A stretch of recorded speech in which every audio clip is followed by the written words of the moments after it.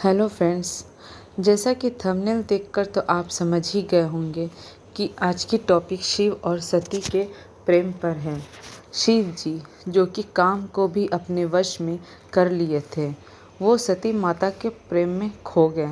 सती माता का ऐसा प्रेम जहाँ शिव जी अपने आप को खो चुके, और प्रेम तो ऐसा ही होना चाहिए।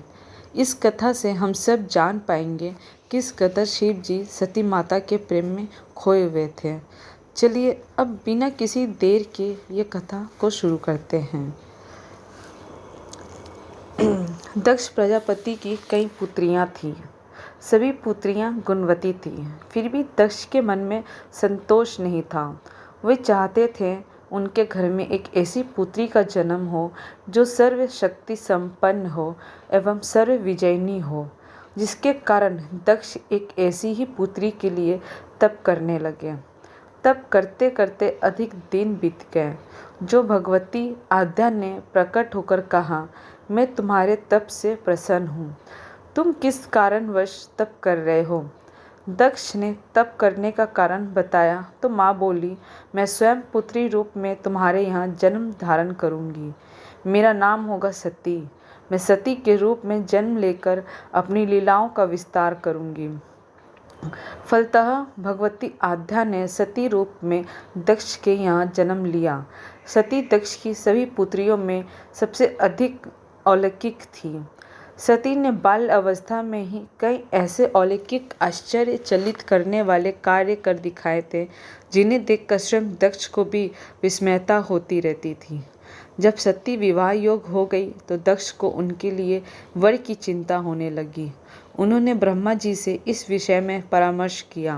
ब्रह्मा जी ने कहा, सती आद्या का अवतार है। आद्या आदि शक्ति और शिव आदि पुरुष है। अतः सती के विवाह के लिए शिव ही योग और उचित वर है। दक्ष ने ब्रह्मा जी की बात मानकर सती का विवाह भगवान शिव के साथ कर दिया। सती कैलाश में जाकर भगवान शिव के साथ रहने लगी। भगवान शिव के दक्ष के दामाद थे, किंतु एक ऐसी घटना घटित हो गई जिसके कारण दक्ष के हृदय में भगवान शिव के प्रति बैर और विरोध भाव पैदा हो गया। एक बार देवलोक में ब्रह्मा ने धर्म के निरूपण के लिए एक सभा का आयोजन किया था। सभी बड़े बड़े देवता सभा में एकत्र हो गए थे। भगवान शिव भी इस सभा में बैठे थे। सभा मंडल में दक्ष का आगमन हुआ। दक्ष के आगमन पर सभी देवता उठकर खड़े हो गए, पर भगवान शिव खड़े नहीं हुए। उन्होंने दक्ष को प्रणाम भी नहीं किया।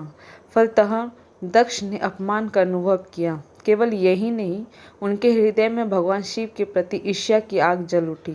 वे उनसे बदला लेने के लिए समय और अवसर की प्रतीक्षा करने लगे। एक बार सती और शिव कैलाश पर्वत पर बैठे हुए परस्पर वार्तालाप कर रहे थे। उसी समय आकाश मार्ग से कई विमान कनखल की ओर जाते हुए दिखाई पड़े।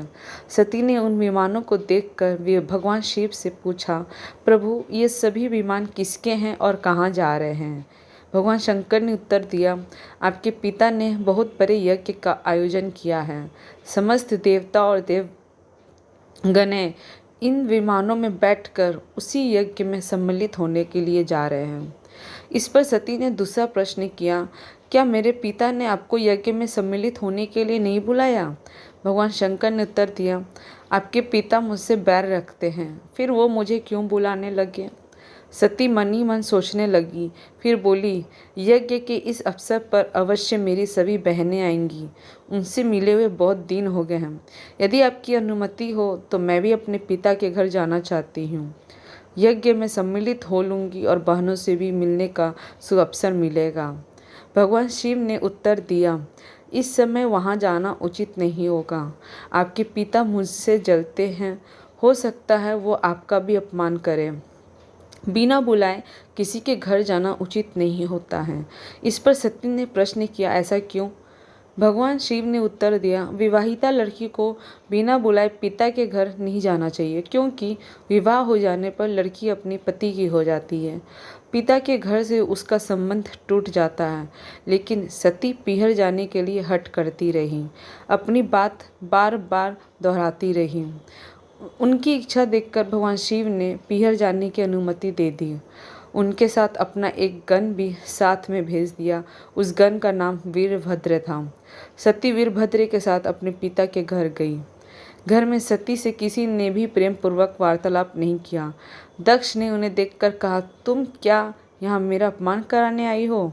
अपनी बहनों को तो देखो, वे किस प्रकार भांति भांति के अलंकारों और सुंदर वस्त्रों से सुसज्जित हैं। तुम्हारे शरीर पर मात्र बागंबर है। तुम्हारा पति शमशानवासी और भूतों का नायक है। वो तुम्हें बागंबर छोड़कर और पहना ही क्या सकता है। दक्ष के कथन से सती के हृदय में पश्चाताप का सागर उमड़ पड़ा। वे सोचने लगी, उन्होंने यहाँ आकर अच्छा नहीं किया। भगवान ठीक ही कह रहे थे, बिना बुलाए पिता के घर भी नहीं जाना चाहिए। पर अब क्या हो सकता है, अब तो आ ही गई हूँ। पिता के कटु और अपमानजनक शब्द सुनकर भी सती मौन रही। वे उस यज्ञ मंडल में गई जहाँ सभी देवता और ऋषि मुनि बैठे थे तथा यज्ञ कुंड में धूं धूं करती जलती हुई अग्नि में आहुतियाँ डाली जा रही थी। सती ने यज्ञ मंडप में सभी देवताओं के तो भाग देखे, किंतु भगवान शिव का भाग नहीं देखा। वे भगवान शिव का भाग ना देखकर अपने पिता से बोली, पितृश्रेष्ठ, यज्ञ में तो आप सबके भाग दिखाई पड़ रहे हैं, किंतु कैलाशपति का भाग नहीं है। आपने उनका भाग्य क्यों नहीं रखा? दक्ष ने गर्व से उत्तर दिया, मैं तुम्हारे पति शिव को देवता नहीं समझता।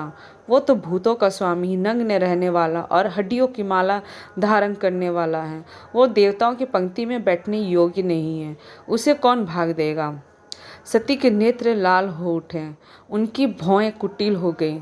उनका मुखमंडल प्रलय के सूर्य की भांति तजोदीप्त हो उठा। उन्होंने पीड़ा से तिलमिलाते हुए कहा, ओह, मैं इन शब्दों को कैसे सुन रही हूँ।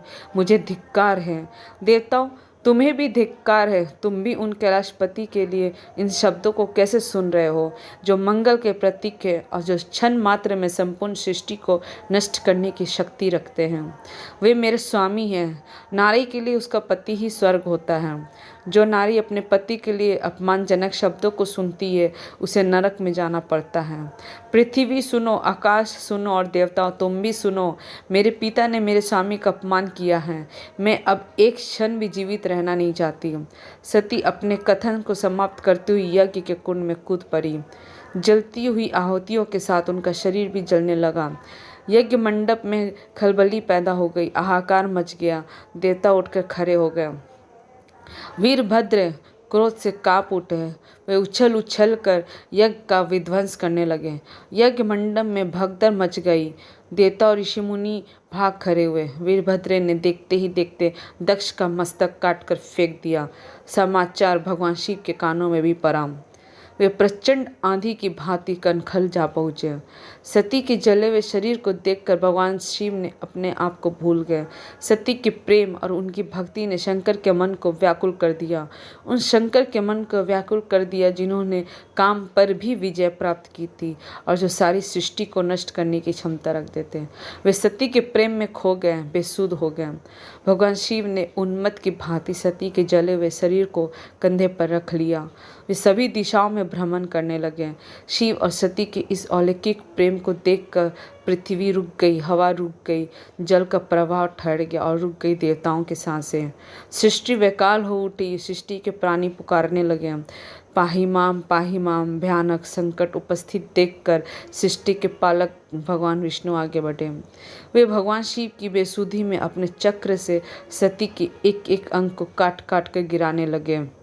धरती पर 51 स्थानों में सती के अंग कट कट कर गिरे। जब सती के सारे अंग कट कर गिर गए तो भगवान शिव पुनः अपने आप में आए। जब वो अपने आप में आए तो पुनः सृष्टि के सारे कार्य चलने लगे। धरती पर जिन 51 स्थानों में सती के अंग कट कट कर गिरे थे, वही स्थान आज शक्ति के पीठ स्थान माने जाते हैं। आज भी उन स्थानों में सती का पूजन होता है, उपासना होती है। ये रही कहानी शिव और सती के प्रेम पर। कैसी लगी आपको ये कहानी, प्लीज़ कमेंट करके बताएं। Thank you.